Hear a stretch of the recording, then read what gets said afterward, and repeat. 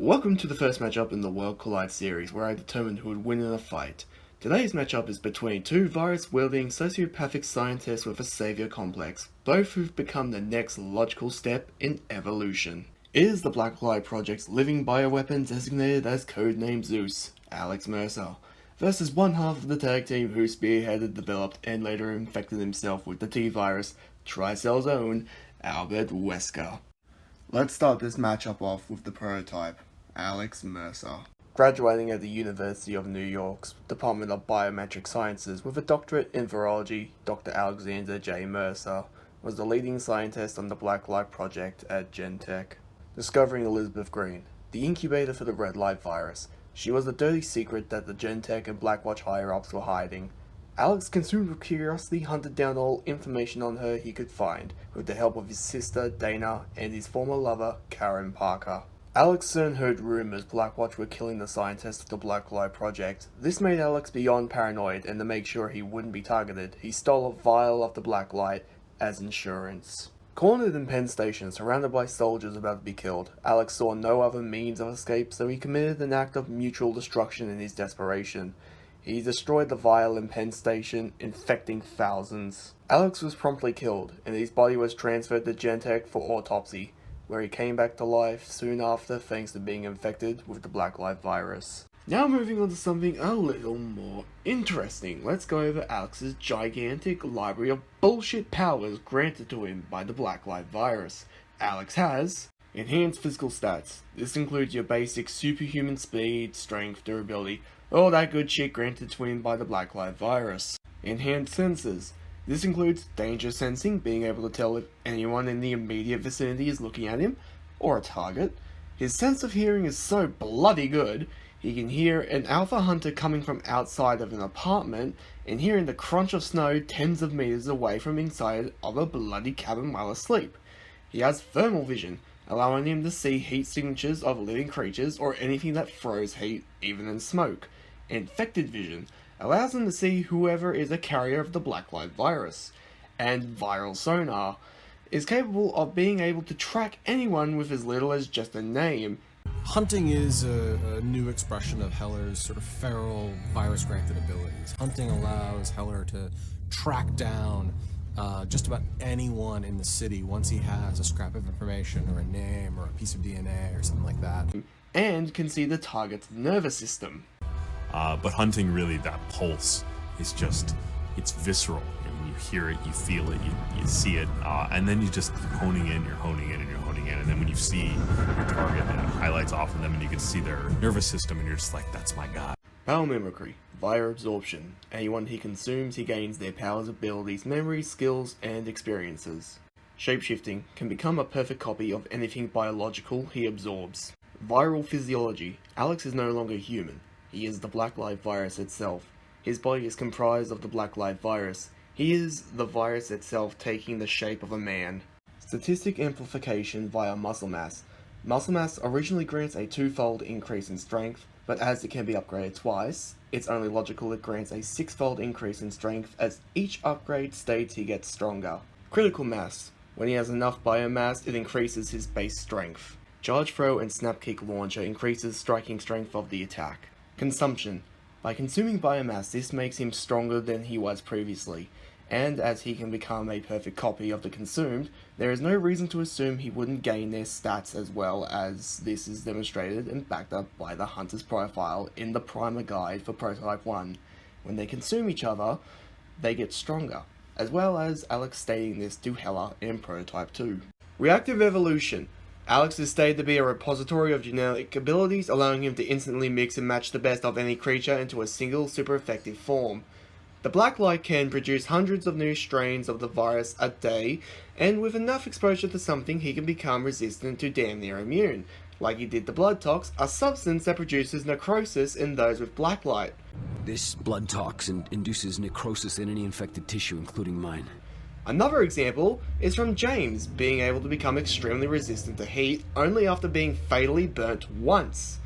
Also gets stronger by consuming, as shown above with Alex's statements and the hunter's profile. Adaptive development. Evolution is a dim memory to the evolved. Flight via airtime allows him to glide indefinitely. Limited invulnerability via adrenaline surge.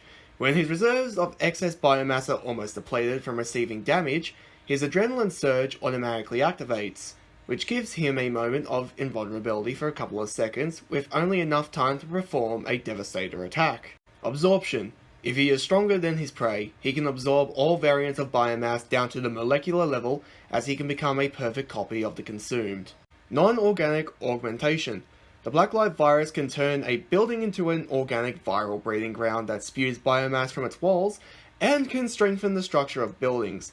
Can also increase the strength of guns like missile launchers, grenade launchers, machine guns, and assault rifles, and can increase the defense of vehicles like helicopters and tanks. Telepathy. Just like Elizabeth Green, he should be capable of communicating with anyone infected with Blacklight.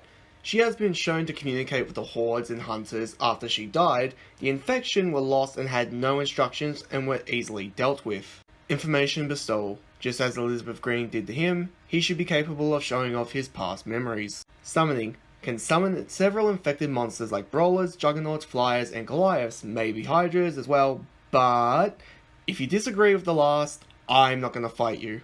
Mind manipulation via Hive Mind. Can manipulate the mind of every creature infected by Blacklight.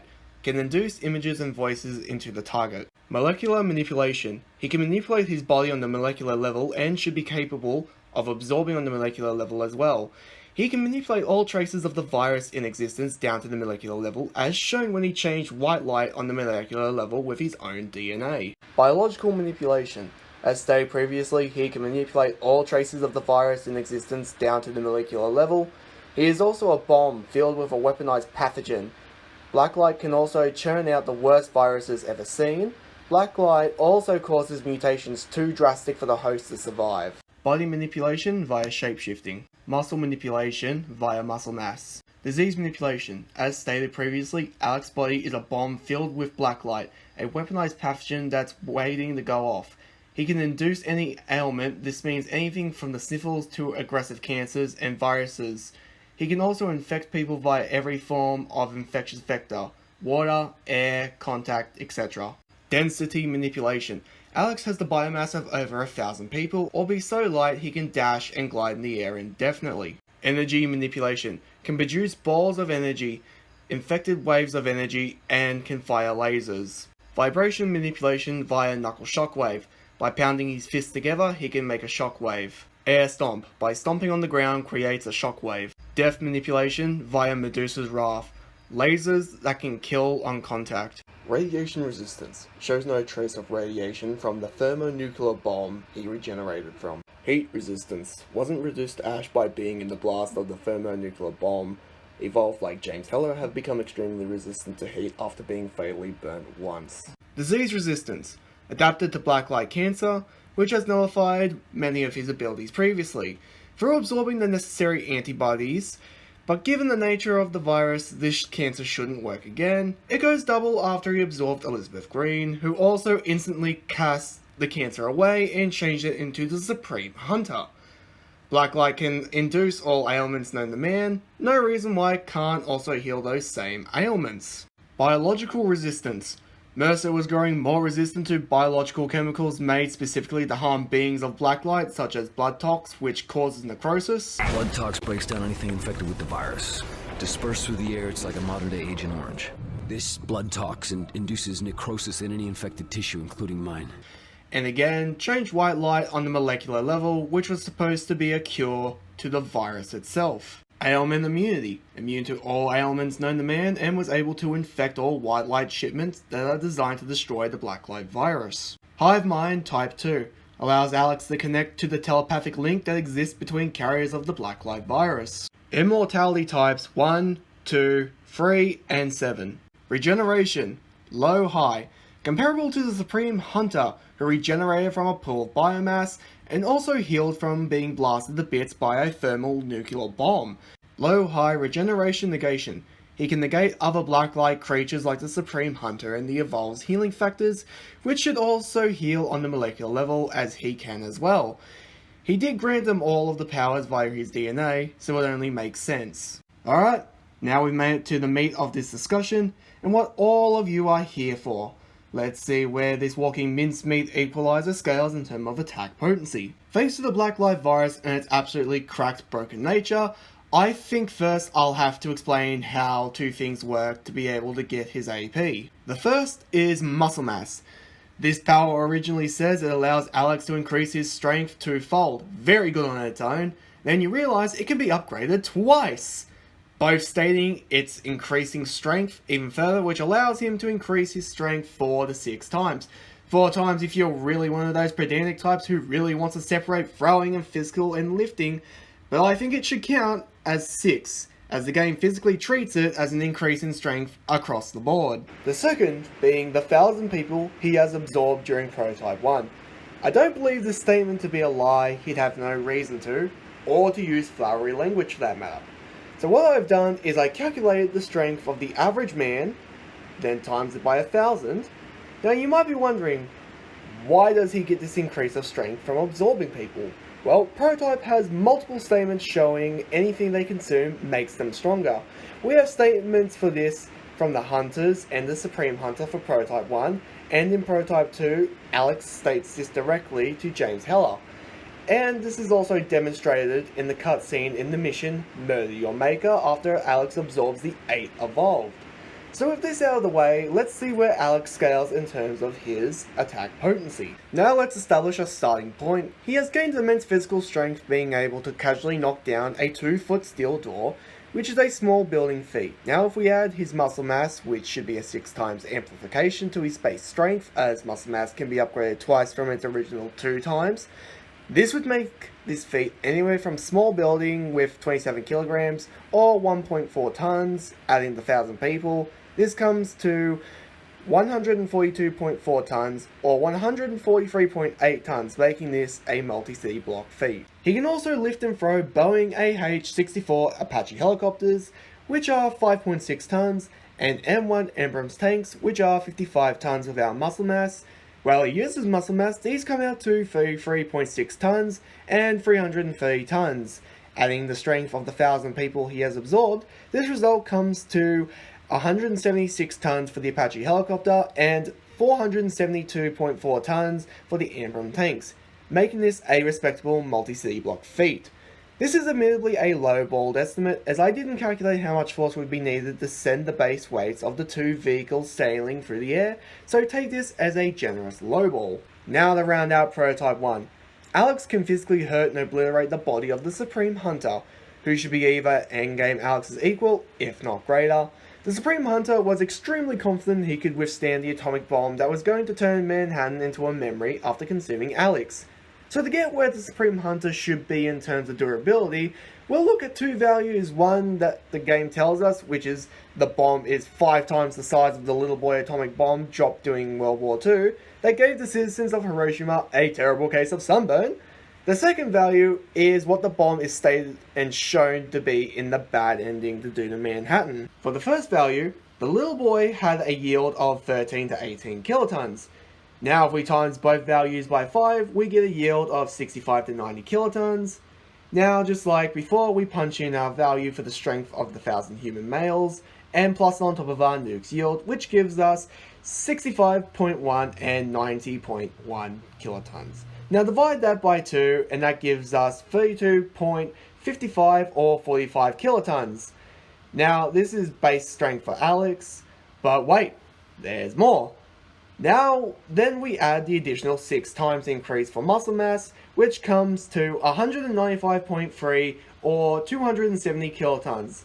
This is Alex's strength with muscle mass, which puts him at a solid large town level. Now for the second value, as stated by Robert Cross, the bomb is meant to turn Manhattan to glass, and shown by the bad ending cutscene, if you run out of time or get killed by the Supreme Hunter, you see the bomb explode from the Reagan. And the Reagan should be several miles out from land, and it managed in cutscene to annihilate most of Manhattan. If this bomb was dropped as intended, most likely in the heart of Manhattan, the entire city would have been nothing but a distant memory. If we take the value the bomb would be to do this feat, it would lead to a sea level feat, putting the bomb anywhere from 6.3 to 100 megatons.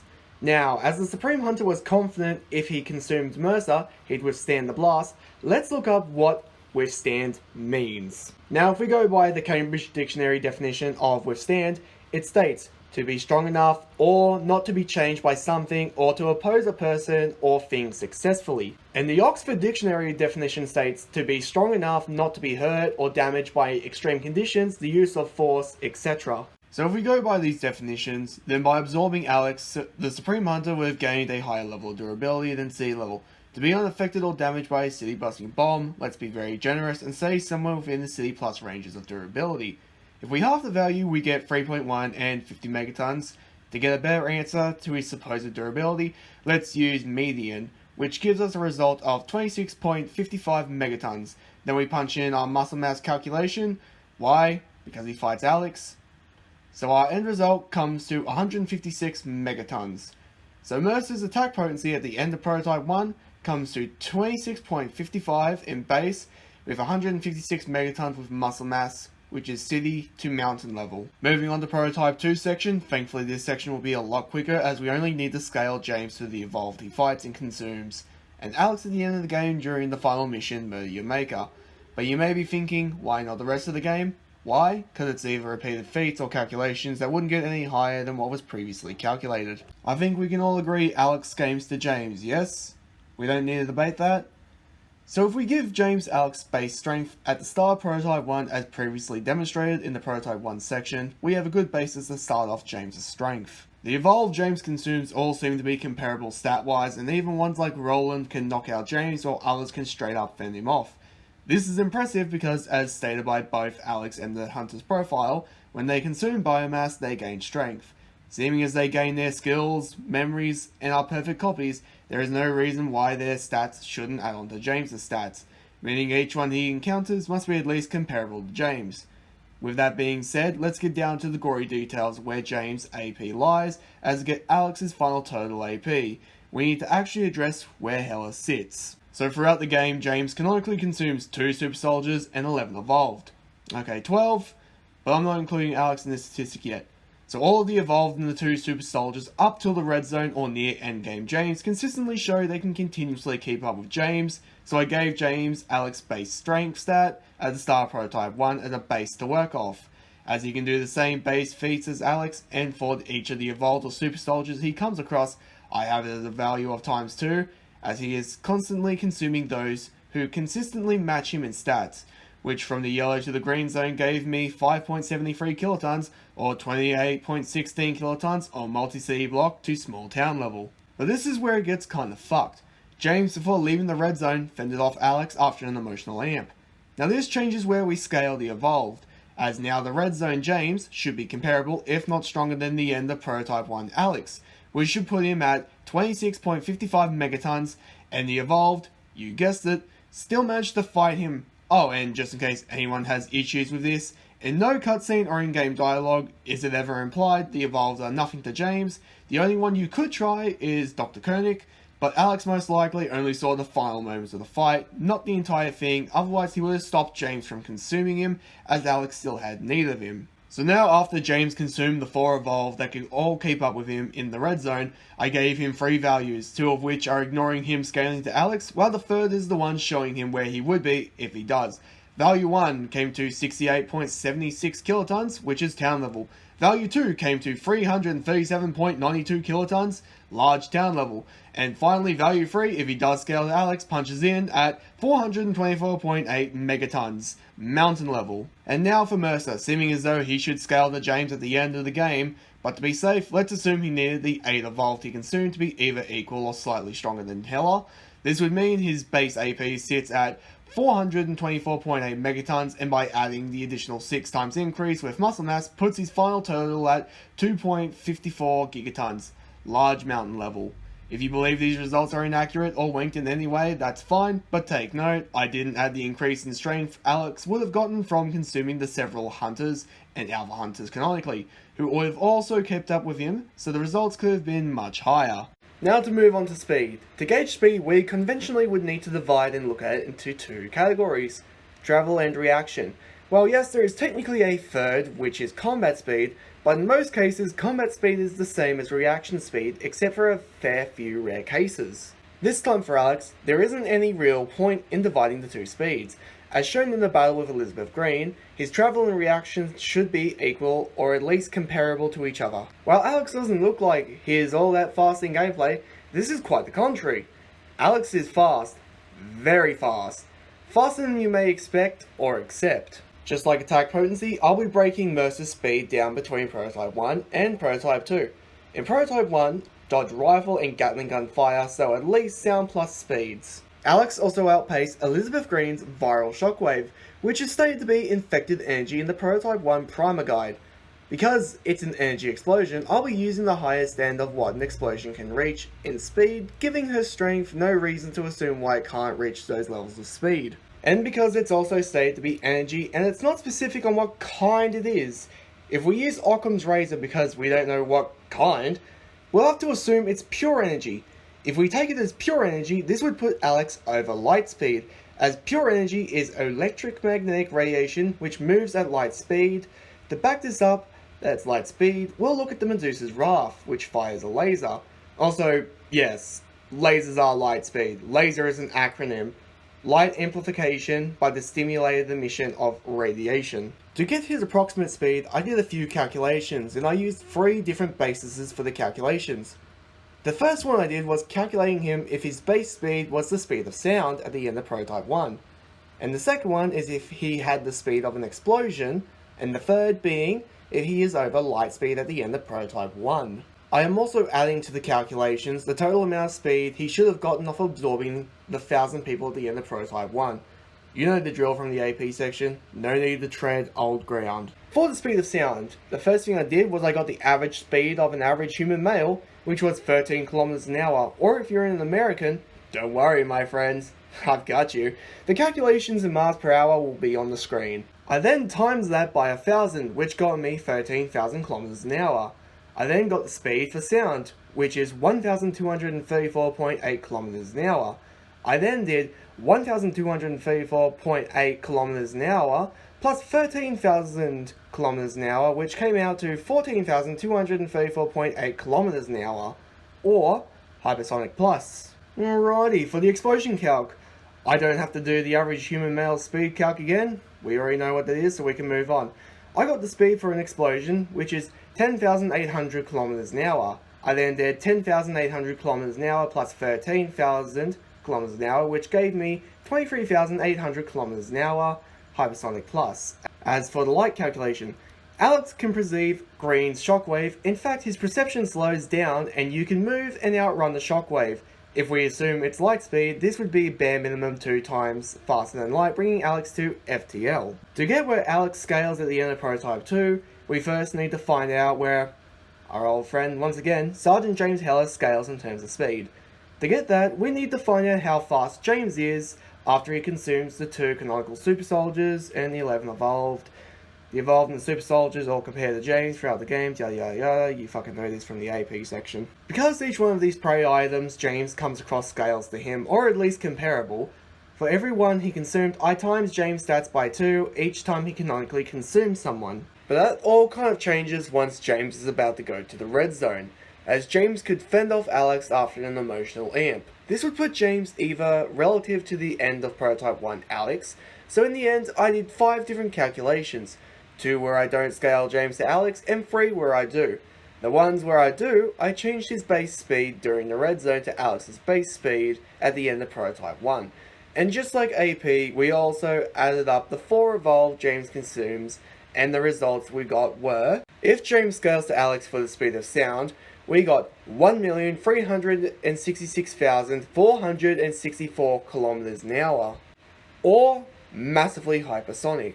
If James scales to Alex for the explosion, we got 2,284,800 kilometers an hour, massively hypersonic still. For the speed of sound without scaling to Alex, we got 60,692,889.6 kilometers an hour, or relativistic plus. For the explosion calc without scaling to Alex, we got 530,841,600 kilometers an hour, or relativistic plus. And last but not least, If James scales to Alex for the light speed calc, we get 32 times the speed of light, or FTL+. Look, these calculations aren't perfect at all.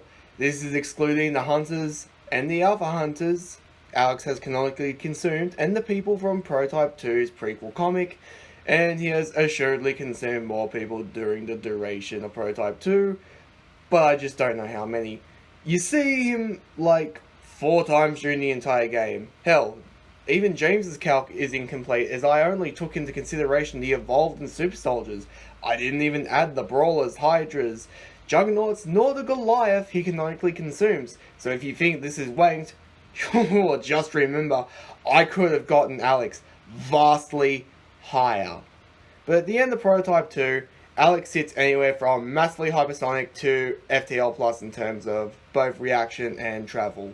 Now finally, with Alex's section of the research finally complete, we can now move on to his opponent, Albert Wesker. Scouted at a young age and taken from his parents by the Umbrella Corporation under the orders of Oswald E. Spencer, Albert Wesker was put into an experimental group of children codenamed the Wesker Project. All of the children had the potential due to their special DNA to rise above humanity, so they were injected with a substrain of the T-virus. Due to the constant experimentations, only 2 of the children survived, Albert and his kinder sister Alex. After graduating college and getting a doctorate in virology, Dr. Albert Wesker and his friend and rival, Dr. William Birkin, were taken under the wing of Umbrella bigwig Dr. James Marcus, where after killing their teacher and stealing his research, they developed the T-virus based on the Ebola virus. After leading STARS into the Spencer Mansion for field testing of the T-virus, unbeknownst to them, he was killed by the newly released T-002 Tyrant. But before he met the cold jaws of death, he infected himself with the T-virus, and as he revived and raised like a phoenix from the ashes, he escaped the Spencer Mansion before it went sky high, where he was a thorn in the side of both the Umbrella Corporation and the BSAA. Thanks to the T-virus giving him a second shot of life, he also gained powers such as superhuman characteristics, like enhanced strength, and being able to move fast enough to become a blur for short dashes, but via Shadow Dash can run at high speeds for longer periods of time. Longevity. Thanks to the T-virus, Wesker ages at an extremely slow rate. Absorption via Ouroboros, as it can absorb organic matter. Parasitic projectiles. Can fire off portions of Ouroboros that can track and go after prey. Energy manipulation via Death Stare. Fires a burst of energy from his eyes in short radius that can blow off the heads of zombies. Body manipulation via Ouroboros.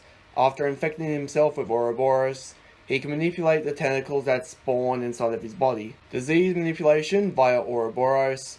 Touching the Ouroboros tentacles can infect you with Ouroboros. Virus resistance. Has a heavy resistance to all viruses. Stuff do anything for you yet?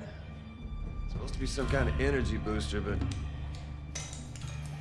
I don't feel any different. They were all exposed to a new virus called the C virus. The same strain that you just took a dose of. It didn't affect you because you've got the antibodies. He was also your father. What? Which makes you heir to a very special blood type. I guess he had an antibody that could fight off any virus. Heat resistance. Survived the dip in lava. Low regeneration. Healed from being impaled by the T-002 Tyrant. Also healed his face after it was burnt. Moving on. Now to find Wesker's attack potency, we need to do some wee bit of backscaling. I'll be backscaling Wesker to a couple of Tyrants I believe he should be comparable to. I'm also using the 2 main cast members of Resident Evil as part of this chain. This means I'm also using Leon and Chris. Now for the Tyrants he should scale to. I'll be using ones like T-002, T-078 and Mr. X. Starting with the T-002, T-002 is capable of busting his way through the mansion and solid concrete, putting him at wall level to small building. Most other Tyrants Wesker should scale to have similar feats in the same tier, like Mr. X being able to push a van and lift part of a helicopter, and the T-078 being able to hold back a ballistic missile. Now scaling Albert above the likes of Leon Kennedy, who held up the dead body of the Delago.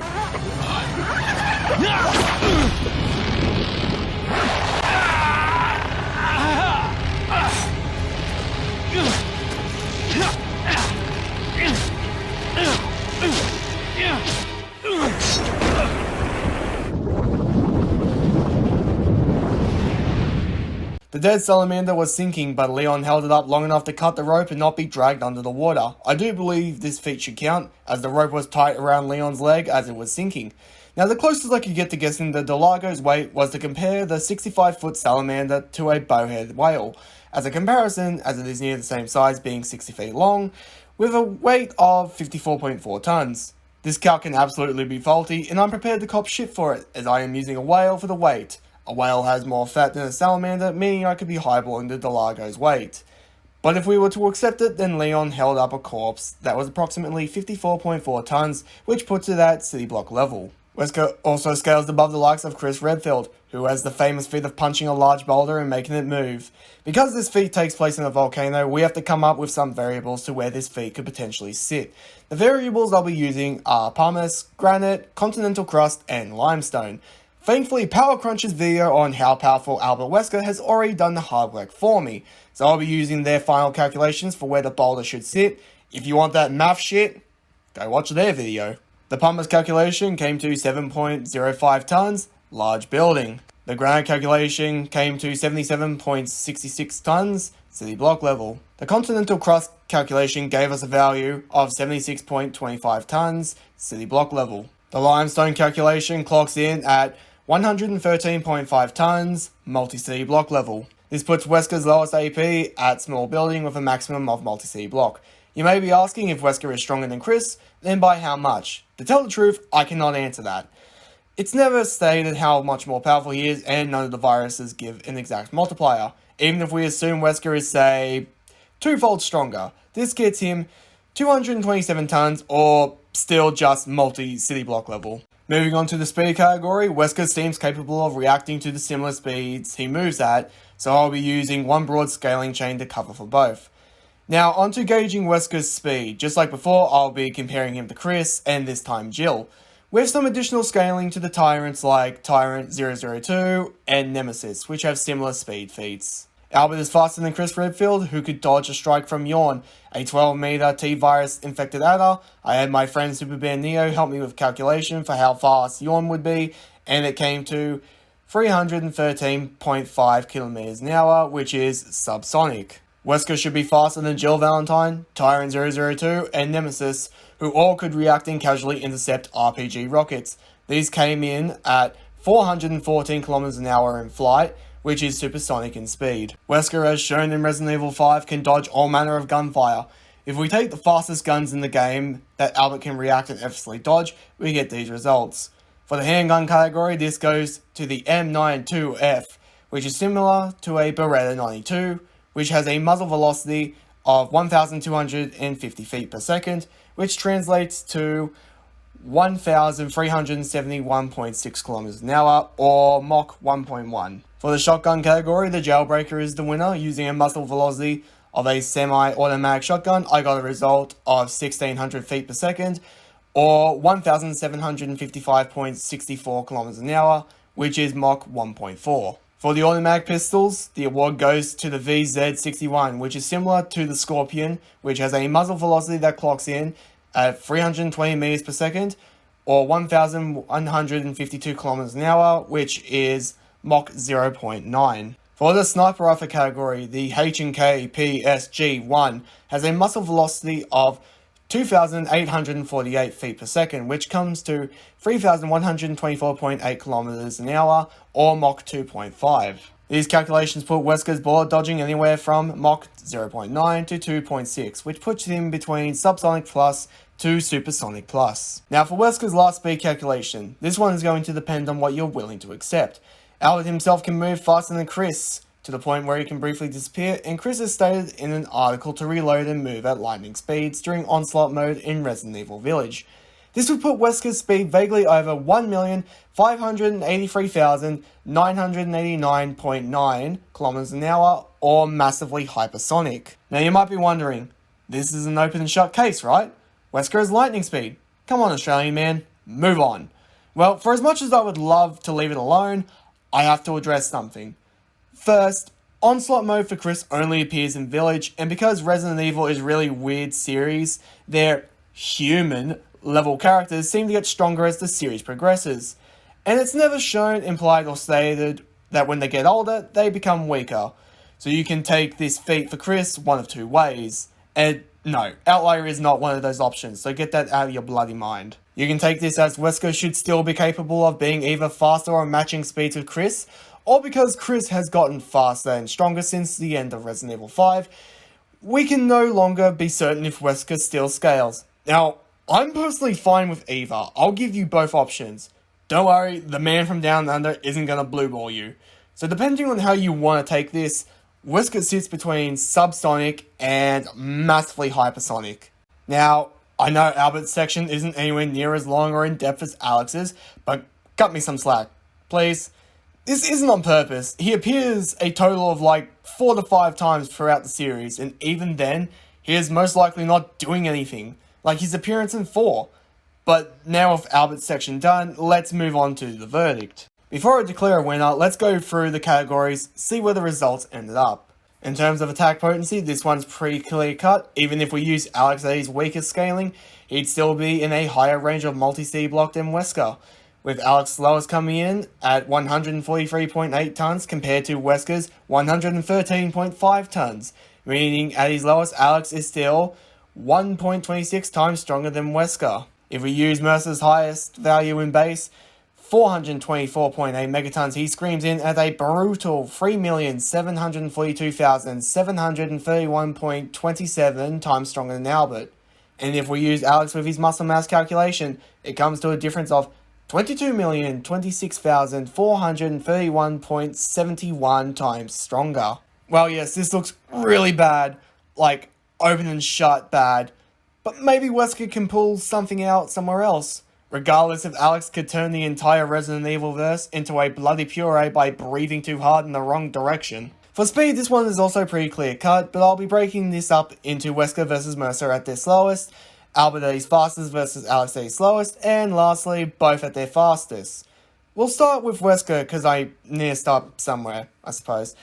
Albert at his fastest clocks in at 1,583,989.9 kilometers an hour. As established previously, this is lightning speed. If you accept him being there, that is. I'll also be comparing his fastest if you don't accept lightning speed Wesker. If you don't accept lightning speed Wesker, he comes in at Mach 2.6, which is supersonic plus. So now where does he end up in comparison to Alex? Well, Alex A's slowest sits at 1,366,464 kilometers an hour, or Mach 1,106.62, which is 425.62 times faster than Wesker, who at his slowest sits at a Mach 2.6. But this is if we take both of them at their slowest. But what about Alex at his slowest in comparison to Albert at his fastest? Then you get Wesker being 1.15 times faster than Alex. Alright, Wesker gets a win. Kind of. Now for the final result, Alex at his fastest in comparison to Albert at his fastest. Alex comes to 174,546.65 times faster than Albert, while Wesker gets a speed win if we use Mercer's lowest, but in the other two comparisons, Alex comes out to be faster by a vast margin. Even in the one where Wesker does win, it's such a minimal speed gap, could you really count it as a win for him? Either way, for speed, 2 out of 3 times Alex is shown to be faster. In terms of durability, Alex also takes this category fairly easily. Even if you limit him to just what he can withstand in Prototype 1, he can take blows from the Supreme Hunter. I've already gone over his scaling in Alex's AP section. But as a summary, he should have comparable AP to Alex, who obliterated his top half. Supreme Hunter was confident he could withstand the nuke that was going to level Manhattan after absorbing Alex. Therefore, I calculated what the bomb could do and halved the results. Then I used median. As Alex and the Supreme Hunter were basically equals, because they were equals, and Alex can withstand his blows, Alex's durability should sit at 26.55 megatons, which comes to sea level. Now, that's if we cap him at Prototype 1. If we use where he should be by the end of Prototype 2, he sits at 424.8 megatons, from being able to take blows from James Heller, putting his durability at mountain level, while Albert sits at small building 2C block level. Meaning, even at his best, he isn't even wrinkling Alex's jacket. Yeah, look, at this point, I'm not gonna lie or sugarcoat it to you. Alex completely dominates this matchup. He takes every category in such a vast margin, it's not even close, but you didn't wait all this time for me to sum up the fight like that. So let me break this down as much as I can. In terms of strength, this is a complete and utter blowout. If Alex even so much as nicks Albert, he turned him into a past tense. Well, on the other hand, Wesker could try to beat up Alex all day long. It wouldn't even wrinkle his jacket. It becomes a real joke when you factor in Mercer's armor and shield. By activating these, if Wesker could do any kind of damage, it just gets negated. This isn't even taking into account Alex's healing factor. Bottom line, Alex could no diff fodderize the entire verse by breathing too hard. In terms of speed, Alex speed blitzes Wesker badly, unless you want to take Albert at his best and Alex at his worst, but even then the difference is so negligible that it doesn't even matter. Now for hacks, this is the one that's going to take the longest to explain, more for why I gave them some of the powers I did. Now you would have noticed I gave Alex some Prototype 2 DLC powers, and I gave Albert his Death Stare ability from Resident Evil 0. I'll be explaining why I gave them those powers on top of some other arguments. Now let's get started with the one that I know people are going to give me the most grief for. Why did I give Alex DLC powers? I'm going to go over in the same instance the Versus Wiki's reason for why he shouldn't have these powers, and I'm going to provide an argument for why he should get these powers. Maybe not all of them, but at least a majority, and kill two birds and all that crap. The Versus Wiki's argument is, and I'm quoting, "The powers and abilities from the Force Multiplier DLCs are non-canon, as they do not make sense in the context of the story and mostly serve as a means to allow the player to wreak more havoc during gameplay. If they are to be used in a versus match, then it should be stated in the OP." My rebuttal is, if the point of contention is whether or not it makes sense in the context of the series, may I remind you, the Blacklight virus can do whatever the hell it wants. It's beyond evolution. It sees it as a distant memory, for God's sake. If you accept Alex having energy manipulation, some of these DLC powers can't be throwing you for a loop. Now let me be clear, I'm only going to be arguing exclusively for the powers he should reasonably have. Any I don't mention, take it as if I can't prove it. Airtime. The prototypes can manipulate their weight, allowing them to be as heavy as they desire. If this isn't good enough, Alex consumed a crow, so he could just give himself either the wings of a bird like bloody cars, or the hollow bones of a bird. Take your pick. Shockwave. He already has vibration manipulation, so being able to jump and send light objects flying with him shouldn't be hard to comprehend. Medusa's Wrath.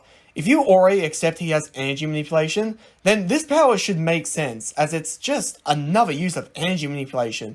But if it's the death manipulation that you're hung up on, then it's easily explained through the versatility of the Blacklight, as there is no reason for why he can't make a strain that can kill people on contact. Hardened steel. Blacklight already has multiple pieces of evidence showing it can reinforce structures and armors. And finally, let's go over the claim that the DLC powers are non-canon. This is a complete fabrication, you have to prove that. Having the powers doesn't go against the narrative or change the story in any capacity. And as far as I'm aware, there isn't a developer, director, or statement on the Prototype's website, PlayStation or Xbox store pages that state this either.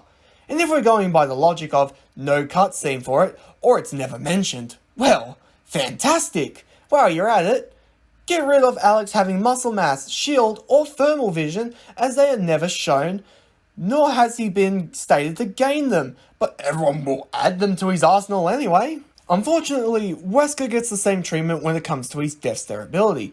The only argument I've heard against it is that it's never shown in the series, or he has never used it against Chris, so he mustn't have it. I wholeheartedly disagree. First, Albert has never had a need to rely on that power, as everyone he fights is so below him, he can usually take them out with his samurai edge. And when it comes to Chris, it's far more satisfying for him to beat him with his own hands, so no real reason why he wouldn't, but if you don't want to take it, fine, I'm not going to fight you. Now with that out of the way, let's go over how their powers match up. In terms of regeneration, Alex has the superior regeneration, as he can regenerate on the molecular level and from a puddle of biomass. While we know the extent of the T-Virus's regeneration, regardless if we use Mr. X or Nemesis as a basis, if enough damage is applied, they might mutate, but too much damage can put an end to them, and overtax their healing, as shown with the railgun for Nemesis, and the artillery fire for Mr. X, shown in the Resident Evil movie, Damnation. Blacklight vs T-Virus. Now, could Wesker survive being infected by Blacklight? The answer to this is a disappointingly resounding, I don't know. See, we don't know the criteria on who gets to become a prototype and who gets to become a disgusting flesh bag, but let's assume Wesker could survive it. It would rage havoc throughout his body as a simple overdose of his own virus acts like a poison. Wesker's superhuman strength. It comes from a virus, but the virus is unstable. In order to maintain a balance, he must inject himself regularly with a serum. So if we cut the supply of serum, he loses his strength. Affirmative. But he just took a dose, so it's going to be a while before he needs another one. Damn. Listen, Excella said that the amount administered has to be precise. So if he injects too much, it should act like a poison. What would something that could war dial hundreds of times from a singular strain do to him? But wait, isn't Wesker supposed to be immune to all viruses? This is a yes and no. More accurately, not quite. This stems from what is stated by Jake when he talks about his father. But the problem is, this gets contradicted the very next line. Apparently, he abused his gift. Took it for granted.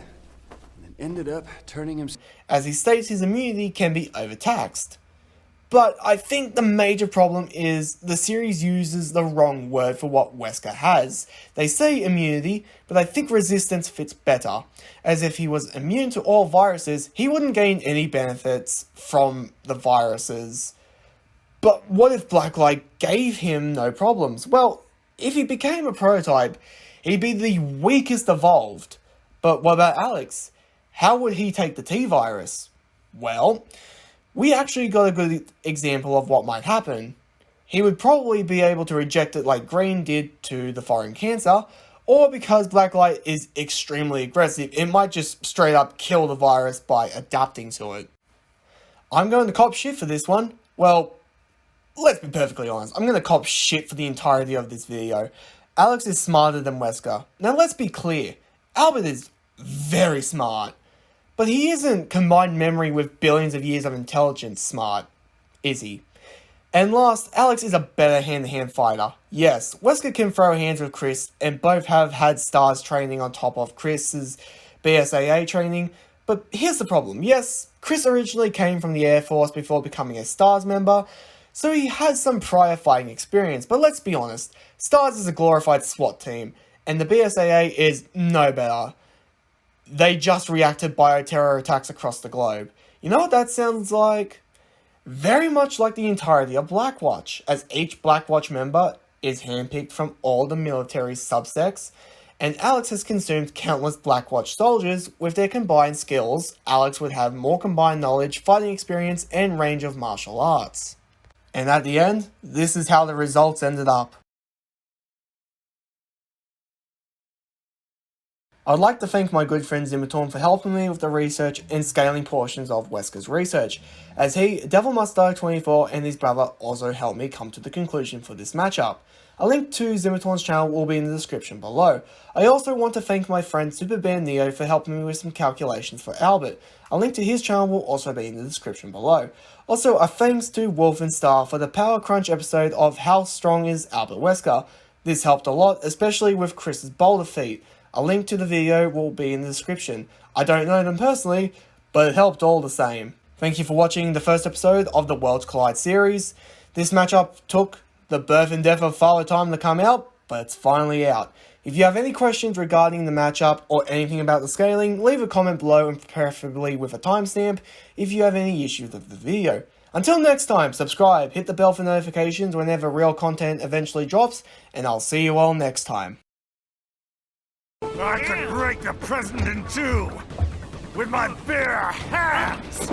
Doja!